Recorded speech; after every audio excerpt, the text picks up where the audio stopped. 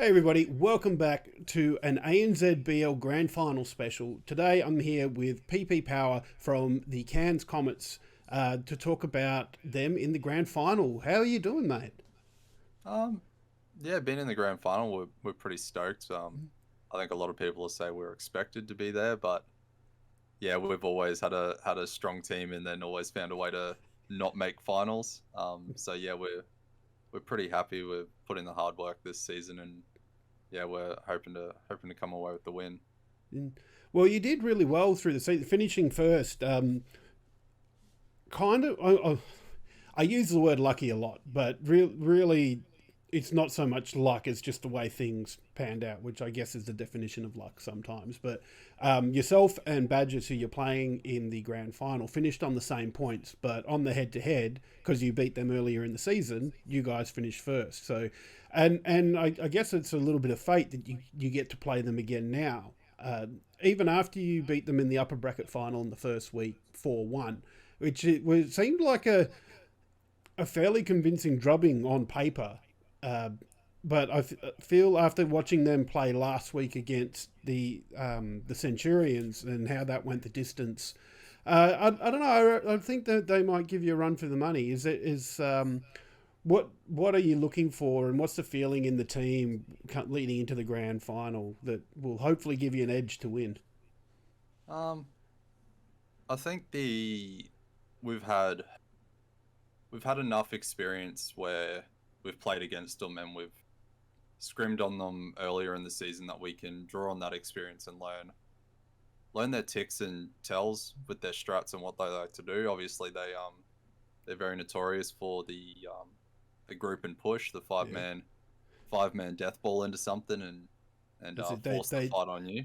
they do like that the fight in mid on mines, don't they? Oh yeah, they definitely love that. Mm.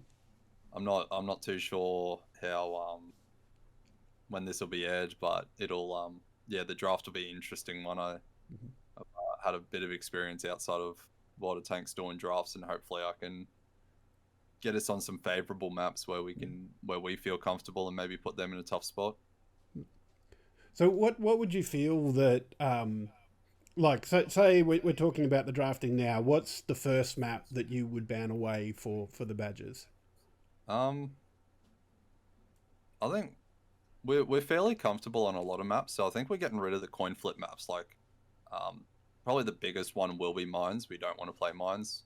We're not we're not confident in letting the game go to a coin flip. Um, like if they go mid and we go mid, one Mm-hmm. fire, one ammo rack, that can determine the game. I don't feel comfortable putting a game to a coin flip.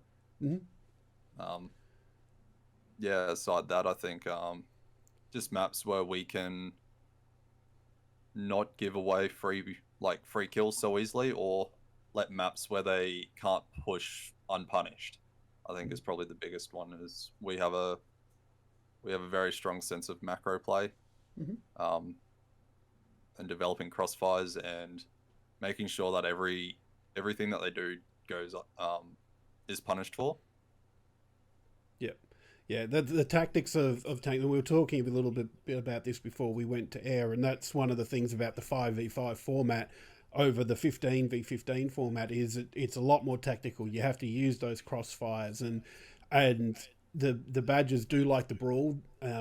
They do like to run into the middle of mines or just group up and roll over the top of people.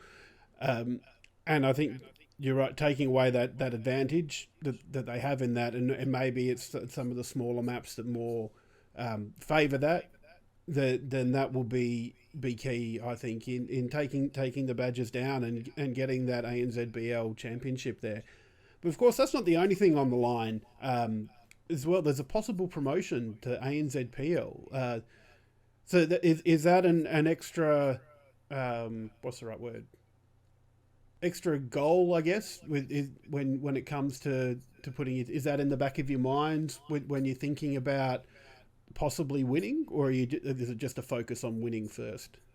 Um, I'm not. I'd like to get to PL. I know everyone would, like to play in the top of the competitive bracket, but I think it's obviously deal with what's in front of us first, and then see how we go with PL. Make sure our backyard's tidy with this season first before we make plans for PL. So I think everyone's really on board with that. Yeah. No, that's a good way to be. It's the old adage in esports and sports of 1 week at a time or one game at a time. Don't worry about what might happen next season when you've got this one more game in front of you.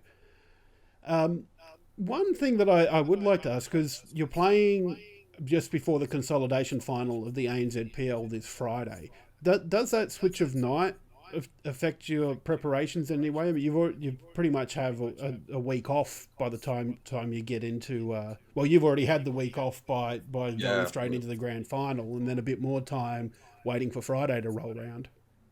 Yeah, I think that's my biggest nerve is we saw earlier in the season where we had a week off of scrims rather than doing 2 or 3 scrims a night and then playing the game on Monday night. We'd done, I think it was 1 scrim early on in the week, and then going into the last week where we lost against Centurions, it was like, what are these mistakes we're making? Why are we doing this? Mm-hmm. So that's definitely on my mind, is having almost 2 weeks off.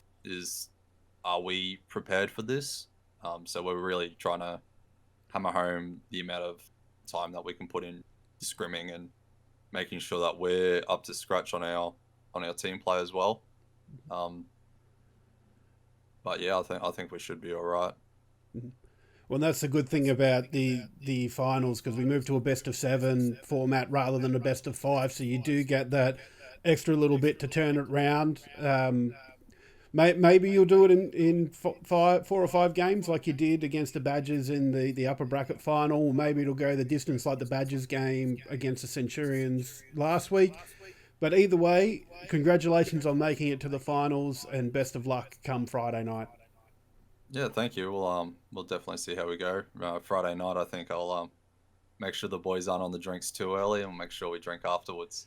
That's it. At least you're on early, and then you can watch the consolidation final afterwards. That's it. Yeah. Thank you. Hi everybody, welcome back. Another World of Tanks ANZBL interview. This time with Fury, the captain of the Bundaberg Badgers. How you going, Fury? Pretty good yourself. Oh, not too bad. Wednesday, got to be excited. It's a couple of days before the ANZBL Grand Final. And how's the feeling in the team? And because you guys being the new kids on the block as well, you only came in this season. It's got to be quite exciting to have made the Grand Final in your first season. Oh, absolutely. I don't think anyone really expected this to happen. However, we've been aiming to achieve a higher status than what we would be expected to achieve. So I think the team has come together really well, considering they are only a new team. And you are correct, it's our first time in the season for a brand new team, and it's the first time we've all played together. So excitement, yeah, that's probably the biggest thing. But obviously we're trying to maintain a cool, calm, clear head in regards to how we're going to proceed with Friday night's battle. It's a little bit of a change up as well, because normally the B League's on a Monday night. So how have you guys been feeling? You got those extra few days to prep. Are you doing any extra scrims, or are you just taking it easy and not really altering your preparations? Well, to be honest, we're in the mindset of we know what we're going to do. We're going to set out to achieve what we know what we're going to do. In that regards, that we're not going to alter too much. However, we're not going to give anything away, especially here during this interview as well, right? But more importantly, we will be aiming to live up to our name, being the brawling Bundaberg Badgers in that sense. Well, it does make for some exciting matches there when you get all tanks in there. Yeah. Absolutely. I think we kind of entertained the audience last time we played, especially with the 1-1, 1-1, and then 1-1 to the final draw battle. You know, I think that was very entertaining. Probably one of the most entertaining battles for the season from B League yet. And look, it'd be absolutely amazing if we could achieve that again. So. Yeah, I do love it when the matches go all the way. Like it does kind of feel a little bit one-sided when you see like the 4-1 or the 4-0 matches. And it's exciting if you're supporting those teams, but I do like to see a bit closer contests sometimes, and it just makes the whole thing more exciting. And like that game, the series you played against the Centurions last week, that had pretty much everything, and it was just, I was really glad to see you guys come through, but also glad that it just went the distance. Of course, absolutely. And they were a no-joke team. They put in the effort, and they've come from basically nowhere as well from the very beginning of the season, running with a 4-man squad, to taking it to us last week, where we were at the position of, it was a 1-1 right up through to the drawbreaker map. So my hat goes off to them. They put their all out there, but we also put our all out as well. And we will be aiming to do just that again on Friday night. Yeah.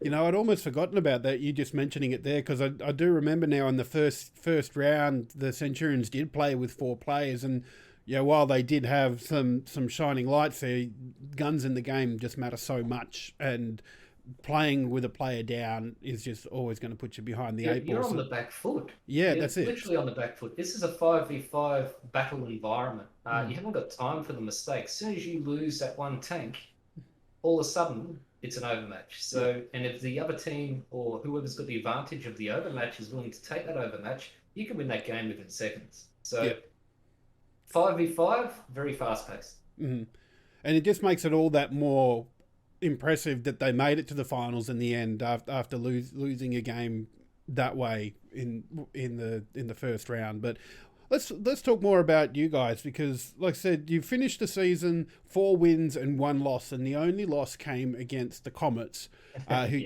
you also lost to again in the first round of the finals and the upper bracket final, and coincidentally who you're playing in the grand final this Friday. So it's It's an uphill battle. That's it. They're a really good team.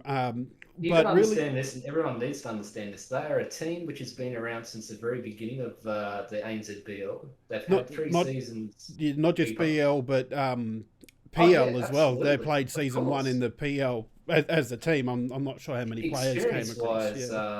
That is the dream team, essentially, for this league at the current moment, and they are definitely showing that. Yeah, I think we are more to be considered the underdogs in this battle, but at the end of the day, we're still going to give it our all. Win or lose, we'll give it every little bit that we can, and we'll try our very best to make it as entertaining as possible. But we're super excited to fight such a huge mountain of a team with the experience that they have. They've come before us. It's our turn now to try and take it to them. That's it.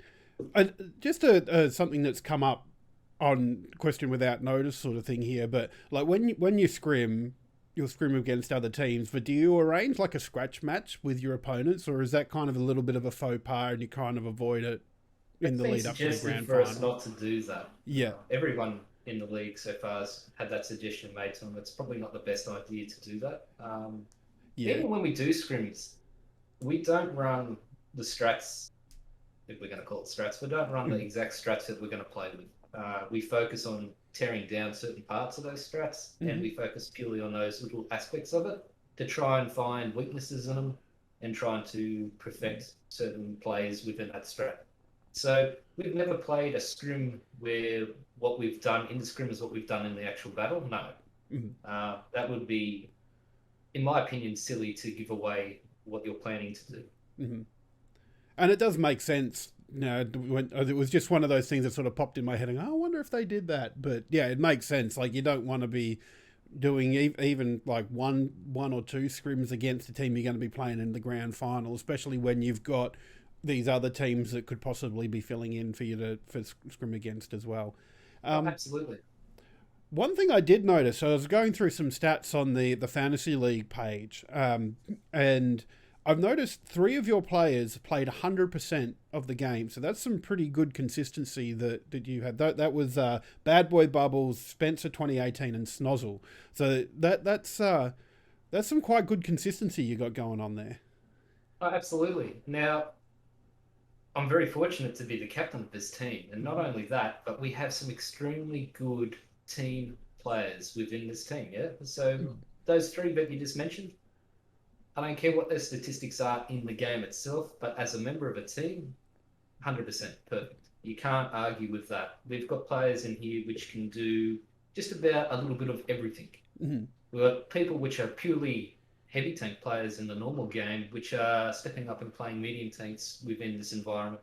And they're doing a superb job of it. So we're very fortunate to have those three within this team. That's absolutely amazing, and I do love to hear like that you've got that stock of skill there, because that's one thing I remember seeing a stat. It was for the ANZPL, but Mary Turnip, who's playing for the Conquerors in the ANZPL, he's played 9 different tanks this season, and having that deep pool of tanks you can play just really opens up the game. And if you've got players that can play their role and do what you need them to do rather than what they're comfortable with, that makes all the difference. Absolutely. Now, hat goes off to that player as a player within the actual game itself. Superb. You can't take that away from that person. Very, very talented player. And very lucky for that team to have him in the league, in that team that he's currently in. Superb. Yep.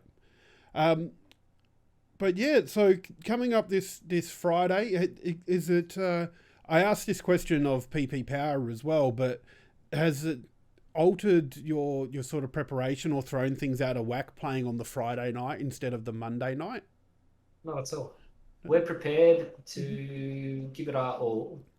Obviously, I've been aiming to rotate, and we've had a little bit of an issue with a player not wanting to partake, and we've fortunately been able to, with Wargaming support, remove that player and bring in another player, from the draft, who is willing to have a crack. So we are aiming to rotate players through, and not just... It's about giving everyone a go. So in my books, win or lose, everyone's going to have a crack. So at the end of the day, we will be putting our best foot forward, and we'll be aiming for the win. And yeah, essentially everybody within this team will be having a crack at it. That's awesome. Great to hear, and I can't wait to see it on twitch.tv/World of Tanks ANZ this Friday night from 7 p.m. Australian Eastern Standard Time. Fury, thanks so much for giving me some of your time to have a chat, and we'll look forward to seeing you Friday night. Absolutely. Thank you so much. Hello everybody, another World of Tanks interview, third one for tonight. We've spoken to the 2 B-League captains as well for their final on Friday, but tonight we've got Rowendy as well from the North Sydney Sentinels. Rowendy 2-time, Willie B. Rowendy 3-time come the finals here, because they've already made it into the Grand Final with a victory over the Scorpions last week. Rowendy, how are you doing, mate? I'm doing very well, Jim. Thanks for having me. Anytime. I'm so glad that you could make it. I'm always really happy that you guys take the time to have a chat with us here. I really appreciate that. So yeah, we've gotten through the regular season, and first thing I wanted to kind of ask, because it's been a bit longer for the season with the move to the double round robin, and I think it only ended up being 2 or 3 weeks longer with some changes in teams. But how has that affected your preparation for the season, and how are the lads feeling going into the final series? I think it's been really good. I think most of us feel like it's been nice to play everyone twice. It gives you a good indication of you can have a bad week. But I think the longer season, especially for us this season, changing the roster as significantly as we have, has given us the ability to kind of work together and work out kind of the combinations and rotations that we need to have to be successful in the league. So I think it's been successful, and I think it's really good. Certainly, I think that getting to play each team twice, you get that a little bit more of a feel for it. Like I know you guys scrim against each other, but those scrims you might have a strategy that you go, that's really good, but we don't want to use it in scrims because people are going to find out about it. And being able to have that second match against a team just means that you can use those strategies a bit more and get more points on the board. Absolutely, and like I think we're kind of starting to see now, like we'd have in previous seasons, like when the crowd thins a bit and we're down to those last 3 teams, finding scrim partners is challenging. So I'm not saying we're saving strats. I'm certainly saying that, you pick and choose what strats you play against who, so that you're not playing all of your strats against one team and then you meet them in the finals and you're coming up short when it comes to who you play in like what your strategies are. We need to keep ourselves certainly very mobile and very, I guess, fluid. Like we need to be ready for everything. Yeah, well, you definitely didn't come up short in your upper bracket final against the Scorpions. So, just a bit of a recap: Scorpions finished on top of the ladder, and you guys finished second. So, bit of a change to the finals format this season, where the top two play off, and you get a second chance. So, you guys beat the Scorpions 4-0. Had a really good showing against them, especially considering the last time you guys met in the regular season, Scorpions beat you 3-2, and I think I'm just having a look because I think you got an outright win on them the first time you played as well. So that was tiebreaker. Tiebreaker, sorry. First time tiebreaker, reverse sweep. I think I like to point out how we like to beat them. That's it. I think that tends to be how you go against the Scorpions, but that I think that also reflects the map picks that you have. Like Scorpions definitely have their favourite maps, and I think you guys have got a bit bigger map pool, so it's harder to try and ban away those maps. But then when you get into finals, because of the best of 7 series, you've got more banning, an actual banning and picking process rather than just the picking process that you have through the regular season. So we're going to have a bit of a chat about one of the games here. Yep. So this is the last round on Prokhorovka. Not Prokhorovka. What did I say? I have no idea why I said Prokhorovka. Himmelsdorf, yeah? Himmelsdorf. My mind is just all over the shop at the moment. But yes, on Himmelsdorf here. So this, like I said, you were 3-0 up at this point, so it was do or die for the Scorpions here. And straight off the bat, I noticed that this setup that you've got here with the Super Conch up near your spawn point, sort of almost in that little camping area where you can see onto the 2 flag. He didn't start there; that's where he ended up. But both him and the E100 were down looking along the D line here. So you didn't really have a lot of defense around the 2 flag. Like I'm guessing the Super Conch was here to try and spot any move that the Scorpions might do around the banana here. But what were you guys thinking, like with that defensive setup more towards the 1 flag? So we've really kind of changed what we do, and certainly a lot of teams are doing it now, where that 1 cap is where you defend, because that's I guess a lot easier to defend up and down the line. And 2 cap, there's so many angles you can push into it. So when people cap, they generally cap in 1 spot here, and you can really push through in multiple directions. And it makes it harder for teams to defend. So the idea was the Scone comes up here. He can spot the hill, he can spot the crosses, he can spot the angles here. And then we know that the timing, that at a certain time he comes back here and he just looks for that push down. So if they are going hill, we can certainly rotate. We've got the E100 close by, and then we've got these guys who are all unlit, who can rotate out without really giving up or letting away what's going on too much. So that was the strategy, really, just to force them into making a play. Like we're sitting ready and we've got cover on everyone. So the only one who's really not covered is the Scone. Yeah.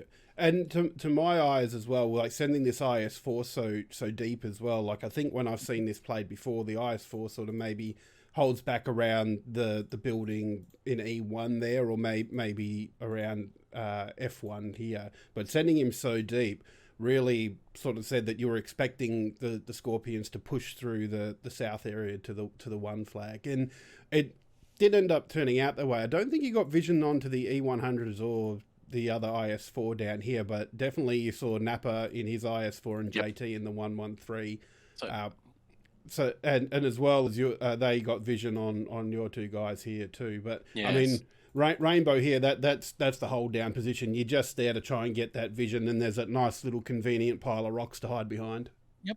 And he's so impossible to dig out without bleeding a lot of damage, and we had 4 tanks ready to bleed that damage. As soon as we spotted the 113 and the IS4, we identified that the E100s were probably in and around this area, because the 113's initial position was certainly here to poke out.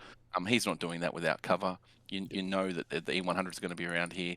We had the eye vision on Napa here. The IS4 was the one kind of X factor, but he was either going to be down here or he's going to be on the hill or with the other IS4. So you have a pretty good idea that any push that does come through, this guy's he's not necessarily a bait because he was hidden and they're not going to really see him until they're far enough in. He's really there to create crossfire with the E100s. Yep. And if that triple push comes through, which is kind of the stock standard way to push through, you kind of push 3 tanks in, he's really there to just push back and give us that early vision, because it just creates a great crossfire. And when we've got crossfire and that advantage is that they can't look at one of our tanks and we've got 3 tanks looking at them penning. So that was really the strategy. Yep.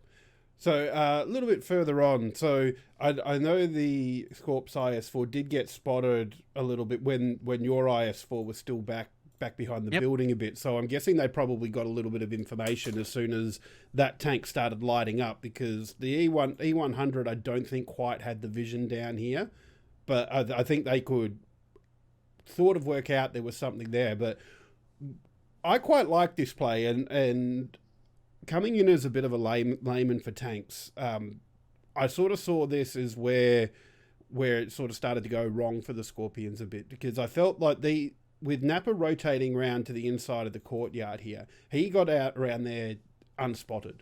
And that was a mistake by us. We, not having vision there, we thought, we didn't expect that kind of a play to push into the courtyard, and that probably caught us out a little bit when Wymo did get spotted and have to pull back. Yeah. And we almost lost him as a result of it. And it felt like these E100s here were drawing the attention so Napa could get those shots into the back. Correct. But I feel that not taking Wymo out there was where it started to go wrong, because all of a sudden you've got 2 tanks on one, sort of 2 tanks on one here. You've got the IS4 versus the 113, which is Elfish Guy put it a bit of a wet noodle fight. And then even these E100s, in drawing the attention, they've bled a bit of damage out as well. So, I feel like not removing Wymo here wasn't a mistake, because they were definitely trying to, but just it was a missed opportunity, I feel. Yeah, well, in 5v5, guns in the game is imperative, yeah? So Wymo got back to here, and I think he was on, and that's obviously a safe position. They can't push any further out. He got back there on about 500 health. Dell was kind of dark out here, and we were just shooting in. So we got enough bleed to really kind of be happy enough with the trades, although Wymo being so low really hurt us.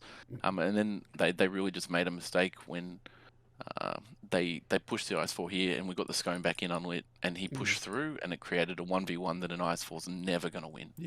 Yeah, and that was our next slide here, where Napa took the fight against your S-Conk there. All of a sudden, I think Dell's here with angles onto the 113, and the E100 is coming in to punish Rainbow. Like they had their other E100 here trying to get some angles there, but yeah, the battles started to become harder for the Scorpions, and you guys made the most of it. Like you say, the IS4 is never going to win against the Super Conk, and it just started going downhill from there. I think Napa was the first to fall. You did lose Rainbow, which I want to point this out, because this is how dominant you guys were in that round. This was the only tank you lost in the series. Yep. Yeah, the other 3 matches you survived with 5 tanks, and in the end of this, you came away with 4 tanks. So that's just how dominant the performance was, and it was quite amazing to watch, actually. And so Rainbow could have actually kept himself alive. He missed a couple shots, and he probably didn't pull back far enough, quick enough. But at the point in the game where he was kind of sitting here and JT was poking him, and Napa and the Scone were taking the 1v1, the Scone was actually shooting JT instead of the IS4, knowing that he was going to win the fight regardless. So the focus fire from returned, and it wasn't a call in game to actually take this fight rather than his own 1v1, because then the E100 pushed in and put a couple shots in. So the focus fire to kill the tanks that were the potential to change the game, because the 113 was fighting an IS4, and that the 113 is probably going to win that fight 9 times out of 10 in a straight 1v1. Really kind of changed the whole dynamic because it put him under pressure. He got ammo racked, and then Rambo was able to pull back into a safe position, and E100's pushing into a courtyard against a triple crossfire because Wymo was still alive. It was game over then. Yep. Yeah, that's it, and that's what pretty much what happened on the next slide. So Nappa's gone down. JT is still sort of hanging back here. I think it was Aussie. I think managed to get down through G and F3, pull into here, but he's bled a lot of damage in there. And yeah, it's just, and then slide 5 after the tanks in the courtyard are gone. All of a sudden, it's JT and an IS4 against 4 tanks, and Cindy was full health pushing in. Wymo was safe. Dell had enough health, and the Scones just straight DPM hull down that they can't push into. It was really just game over at that stage. And we were preserving to finish up and only lose 1 tank. That's it. And yeah, like I said, an absolutely dominant performance by the Scorpions there. Makes me a little bit worried for whoever you've got to face in the final there. That's going to be hopefully an impressive game. I'd like to see one go the distance. We did season 2 go the distance. We went 7 games on stage, which was good. So I'd also like to preface it by saying, we actually think like the Scorpions are a tough team. They're a tough team every time, but we actually think we won this in the pick ban. So it was certainly something that you can't underestimate how good the pick ban went for us in that we got all the maps that we're good at through and none of the maps that we're bad at. So yeah, that's it. This is not putting down the Scorpions, because they are an amazing team. They finished top. There's no denying that. But you're right. It's the map game, the map picks in the map bans. Like Scorpions absolutely love mines, and if anybody plays them and doesn't ban mines, I think you probably got to screw loose there. There really, and 100%. I really hope the Panthers, that's going to be their first ban come Friday night. But also, if Scorpions aren't banning Tundra, I think there's something wrong there as well. Like it's an important part of the game, but we go into every game thinking we're better than the enemy team and that we're going to win, and that confidence is through each of us. We think we're better player for player across the board, and we don't go. No one goes into a game thinking they're going to lose. We just go in with that little bit of extra confidence, going we've got this, and that really drives us. Yep. So looking forward to the consolidation final this weekend. I mentioned previously that it's the Scorpions versus the Perth Panthers. So this is a two-pronged sort of question here. Who do you think you're going to play in the grand final, and who do you want to play in the grand final? Who do I think we're going to play? I think we're going to play Scorpions. I think they're a team that's well drilled. They come up with some strong strats, and I think they've just been better all year. And I think for the last 4 years, they've probably deserved at some stage to be in a final. But I think we'd like to play the Panthers. Obviously, we play a lot against JS throughout the season. They knocked out the Sentinels last year. I think there's unfinished business for us to go in there and really just ram it home. That put the screws on them a bit. 100%.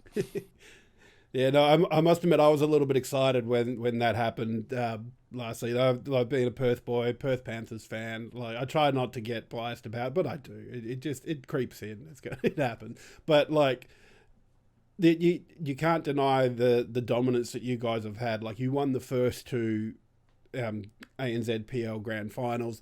You're the only one to do it under lights at Fortress Melbourne, where the Grand Final's going to be.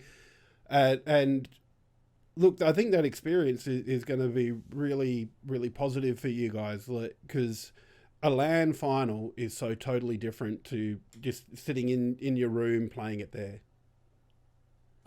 For sure. Like it's an experience. Like you need to be able to cope with the pressure, despite the noise cancelling. You hear the crowd, you get into it. You can hear the commentators. You feel it. Like, and if anyone who's played professional sports or any sort of stage or competitive situation, you've got to be prepared to handle that pressure. And tanks in a 5v5, it's hard enough to do at home when you're in your environment that you're comfortable, let alone on stage with hundreds of people watching you, and that pressure, because you feel that light and you know what's going on. So yeah, it's like any final. It's just a must win, but we're going in confident that we've got the team, the capability, the strats to win, and we're no denying that that's what we absolutely want to do, and we will do. And that's awesome. Can't wait to see it. I'm actually got my ticket. I'm flying over there for the weekend to catch the final there at Fortress Melbourne on the, I think, the 25th of June. It is the 25th. There we go. Got my dates right.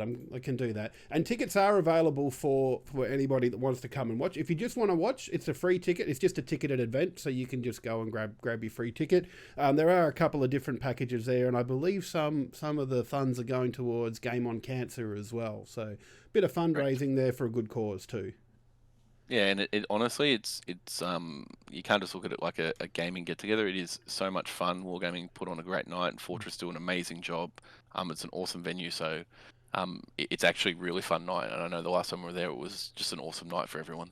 That's awesome. I can't wait to see it myself. It'll actually be my first esports LAN event, so I'm really pumped. Really looking forward to coming and seeing it. So, and meeting all the wonderful World of Tanks players there from the ANZPL. I don't know if any of the BL players will come along, but if they're there, I'll be looking forward to meeting them as well. So, Rowendy, thank you so much for your time. It's been a pleasure. Thanks, appreciate it. And good luck in the grand final.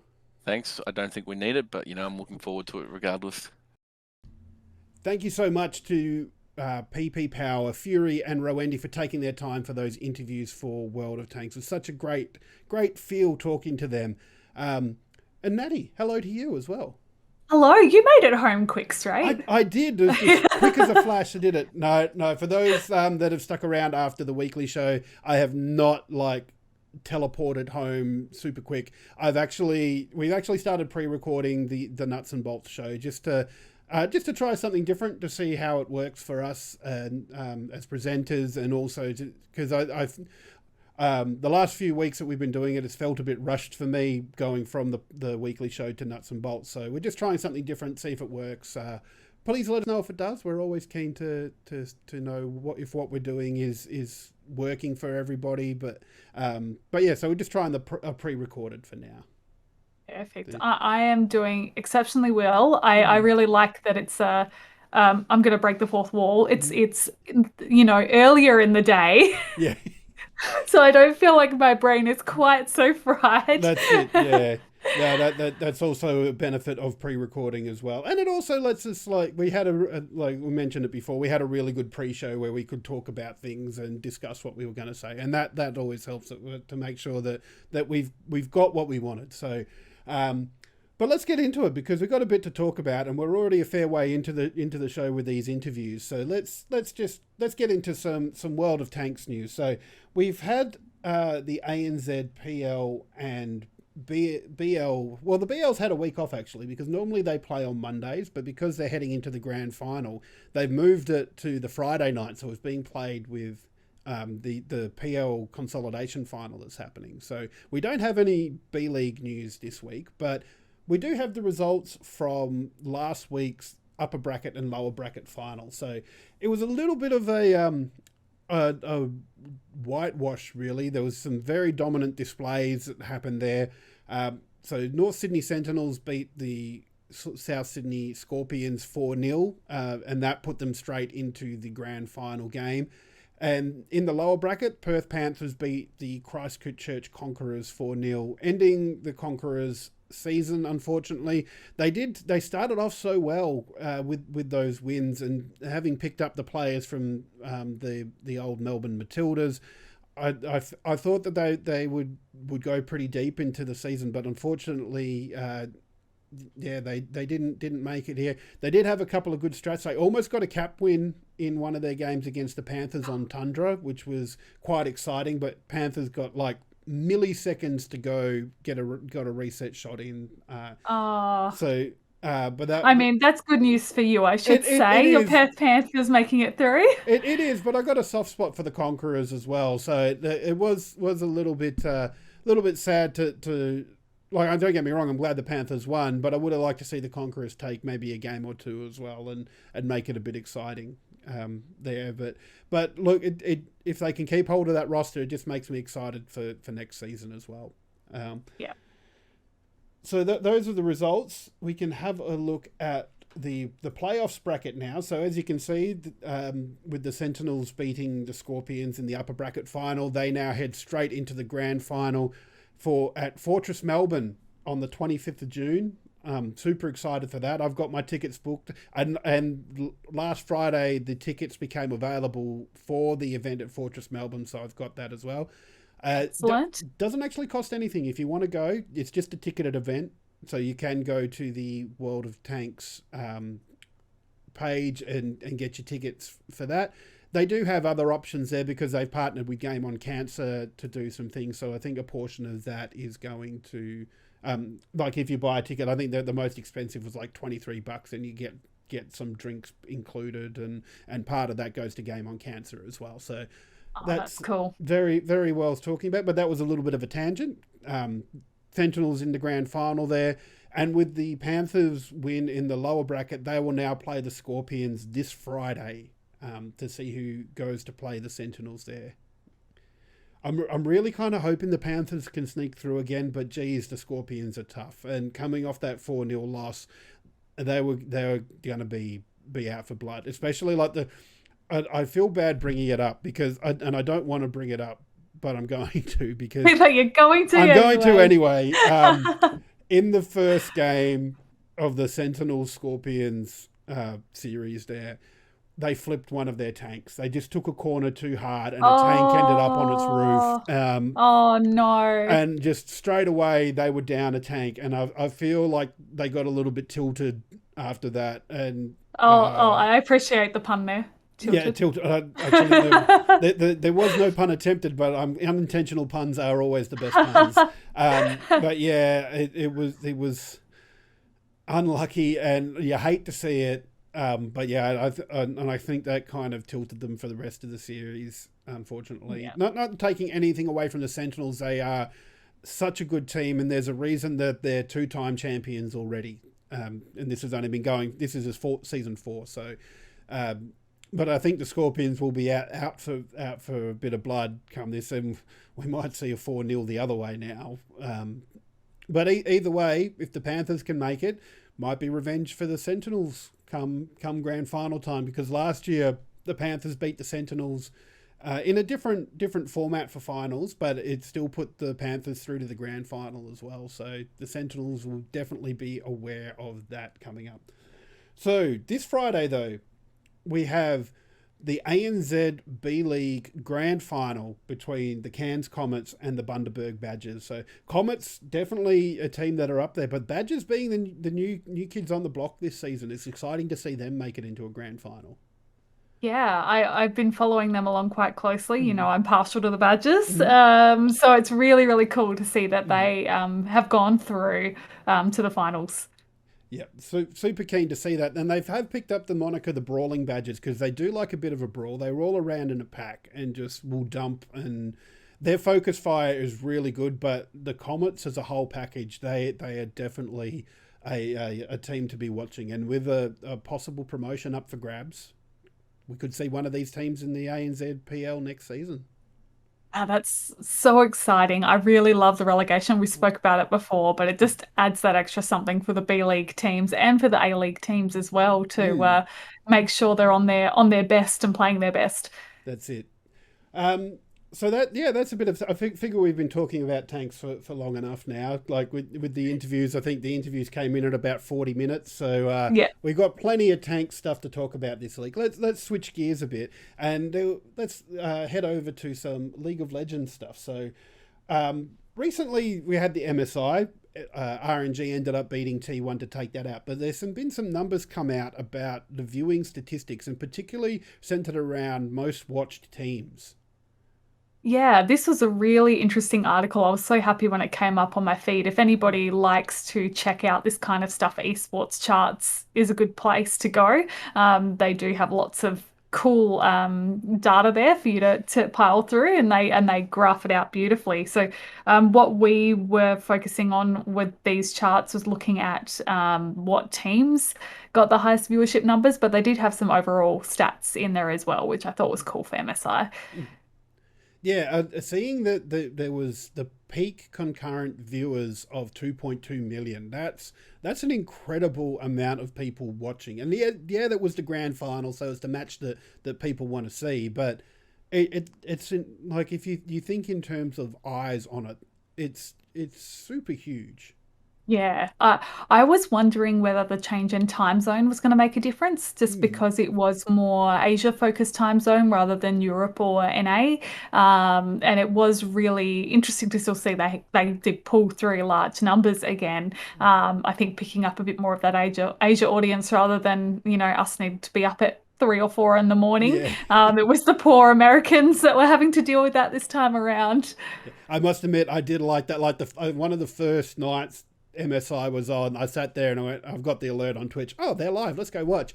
And I watched the whole thing and I'm going, wait, I'm not tired out of my mind on my third cup of coffee and it's 3 a.m. What's going on? Yes, it was really good. I was very, very excited to see. I know that both of us were not sure how to feel with RNG being included in MSI, considering that they couldn't be there in person, but they did their best to include them in the event. That RNG did pull up in that second spot for overall viewers, which I think adds to the argument that it definitely was worth it, despite some of the difficulties that were happening around the event because they couldn't be there in person. Yeah, I still have mixed feelings about when you've got a LAN event and a team that's able to compete not at LAN.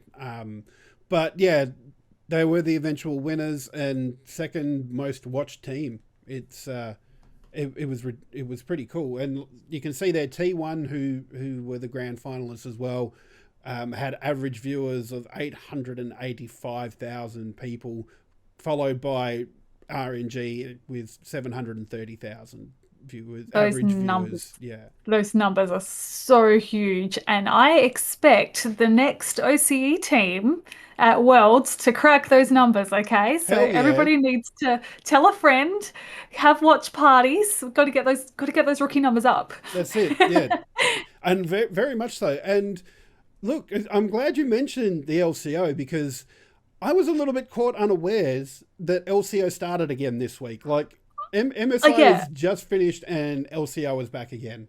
It was nuts. It snuck up on me too. I just had the banner come up on my Twitter feed and I was like, wait, what? Yeah. It's back already? It feels like, MSI's just finished and we're rolling straight into more action, which is really good, I think, for us, where, again, it was in our time zone. So we're already on the roll of watching League of Legends and they can just keep that momentum going. That's it. And like, they had two play nights, so Monday and Tuesday. So we've seen the teams play a couple of games. I don't think there was anything really super out of place there. The only game that would probably have been the one to watch would have been Chiefs and Order last night. And unfortunately, I didn't watch it because I had other things going on. But Chiefs, yeah, unfortunately, we both missed it. But I'll definitely go back and catch the VODs later today because they normally have them up on Twitch. So it'll be good to rewatch that one for sure. Yeah. And Chiefs in particular did take out the win there. So that was good, bit of revenge for the Chiefs there. But all the other games played out how you probably would have expected it. Like Pentanet played both Kanga and Mammoth, and they won both those games, which was like how you would expect that to go. Peace, Peace played Direwolves and Kanga as well, and they won both those games. So once again, how you kind of expect those to go. Yeah, it's definitely looking like all the teams that did well last season are doing well this split as well. So it'll be interesting to see whether there can be any momentum shifts or if we're going to see very similar lineups coming into the finals. Yeah. One thing that I was interested to see was the Chiefs naming Babip as their head coach.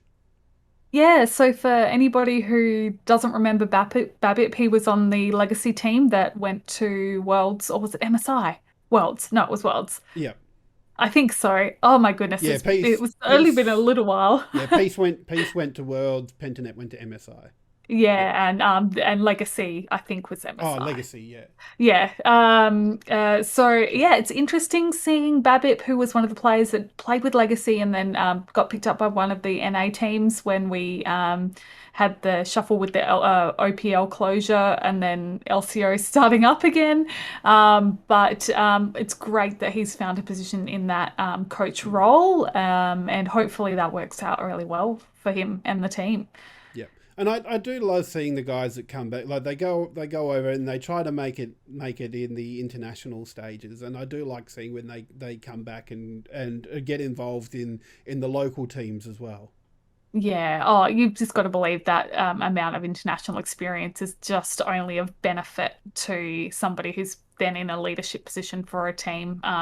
You know, taking all of the things they've learned internationally and building on that in the OC region is awesome. And yeah, I absolutely love Babip. Like his Lilia plays were always some of my favorites. So it's good to see him around. Let's see if he has any immediate impact on how the Chiefs play. Yeah, it'll be good. Maybe Chiefs will be able to take the crown. Let's go one better. Yeah. I feel like that's like Order were just on fire in that final series in Split 1. Like you just cannot take away from them and how they came. I think it wasn't until I can't even remember. Did they even drop a game against Chiefs in the grand final? Because they clean swept Pentanet. They clean swept Direwolves. I cannot remember. Sorry. Oh yeah, but they just had like they were playing on just emotion and yeah you couldn't touch them leading into that. They were just on fire.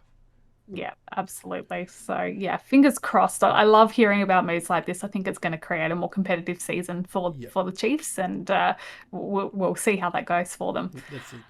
So this next item we got to talk about, I would really like to tell you lots about it because it's cool. Like this over the last weekend, there was some Australian qualifiers that will then go to a regional qualifier against New Zealand to compete in the 2022 Commonwealth Esports Championships, which is happening as part of the Commonwealth Games in Birmingham.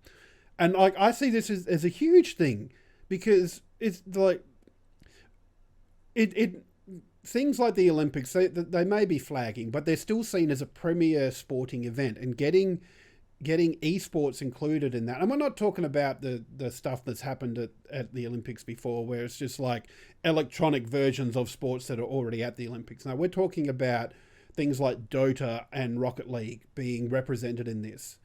And yeah, we had the national trials happened over the last weekend, but I, for the life of me, can only find one set of results for that. And that was the Rocket League Open stuff, which it was the Kakas Minions who will be going to play a New Zealand team. And the New Zealand team is, hang on, let me find that, the Underdogs. So they'll be playing in a regional final this coming weekend to see who will go to the Commonwealth Games there. So, but the other stuff, like there's a Dota 2 men's, a Dota 2 women's, and a Rocket League women's that I just have not been able to find any results for.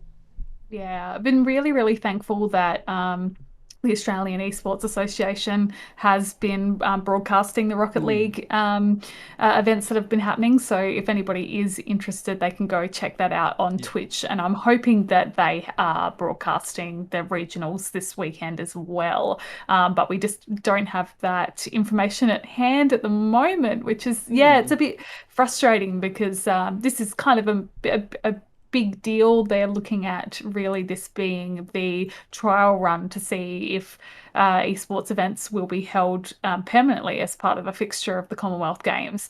And we kind of feel a bit distanced from it when it's difficult to get the results and the information, and especially from the official Commonwealth Games site. Like I went to the Birmingham 2022 website for the Commonwealth Games, and they don't even have the esports section on there, which is a little bit frustrating. I know we're moving through the local and the regional sections at the moment, but I'd like to hope they were giving it a bit more in love and in the lead up to.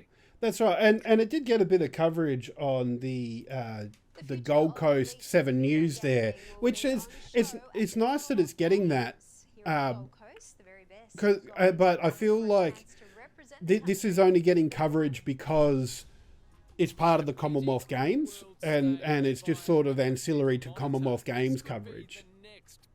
Yeah. I mean, I am not 100% sure of how this all worked out. I know that the Australian Esports Association does do a lot of work around advocacy and giving opportunities for esports, like things around, policy and that kind of stuff. So I know that they were quite involved in getting this happening and getting the eyeballs on the Rocket League sections. But yeah, you're absolutely right that your regular Rocket League events happening around Australia do not end up on the nightly news. No, So that's it. Or even I like think qualifiers for things like MSI. Like I must admit, once again, I don't really watch regular news, so unless it pops up on something like this on a Twitter, I don't really notice it. But Order going to MSI or Peace going to Worlds, like, or even other things like the Valorant and CS:GO teams going to international events, like. Yeah, I don't know. Maybe it's because it's just a regular thing, or I don't know if ASL, the Australian Esports Association kind of pushed that a little bit more. Because I'm pretty sure when Pentanet went to MSI, they got a little bit of coverage here in Perth, but knowing Pentanet, they would have been pushing that hard as well. So, it's a funny thing. But even in like esports circles, the fact that it's so hard to try and find information on it, like, and I want to. I want to know what's going on. I want to know, because I think it's still in sort of the trial phases in the Commonwealth Games, but I still feel like I shouldn't have to search as hard to find results. Yeah, I do wonder if there has been a little bit of disruption generally to these events still, just because of the issues we're dealing with COVID. Obviously everybody's kind of getting used to the new normal. We're having more LAN events, but there is still disruption with people being sick and not being able to attend, and those kinds of things do play a role in of the eventual dissemination of information and sharing. So we'll see. Fingers crossed, hopefully we get a bit more action coming through from this weekend. As you mentioned, the regional finals this weekend, so it'll be good to catch that. I'll be keeping my eye on the AESA Twitter just to see if something's coming out from there, so we can tune in. And that's it. And either way, we're going to get an Australian or New Zealand representative at the Commonwealth Games for esports. And super exciting. Yeah. I know that you mentioned before that the players are being supported with flights and accommodation as well. So if they are successful, they're not having to pay for that out of their own pocket, which is very, very cool. Yeah, so I'm not sure about New Zealand players, but the Australian Esports Association are going to help them get over there. So the players just have to get to Sydney, and then they'll get flights and accommodation to Birmingham. So that's really awesome. That's cool. That is very cool. And the Commonwealth Games is coming up in August, so we'll get to see hopefully all the action from the esports events there alongside all of the other Commonwealth Games, which is cool. Yep, cannot wait to see that happening right there. I think just one little bit that we wanted to mention before we finish up as well, and that was that the Renegade CS:GO roster has now moved over to Order, so that's really cool. I feel like there's been, like, the CS:GO scene in Australia hasn't been the most stable of late, but it's cool to see that these teams are still getting a home. Yeah, absolutely. And I'm just excited because they were already, future planning, and the announcement that I saw, they were like, these guys are going to be going over to Sweden in the next month or two. So it is really cool that they've been able to pick them up as a package from Renegades, and they've got all that experience and momentum together. Looking back historically, and I needed to fact check this, so I didn't get around to it, it looked like they were all originally playing for the Chiefs or the Order. Yeah. Sorry. and then went to Renegades, and now they're coming back. Fun times.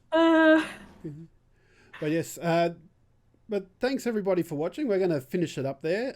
Hope this new pre-recorded format is finding you well. I'm sure we'll still be hanging around in chat anyway, so you can have a chat with us and whatnot. But thanks for watching, and we'll catch you next time. Thanks, Jim. See you, everyone. Bye.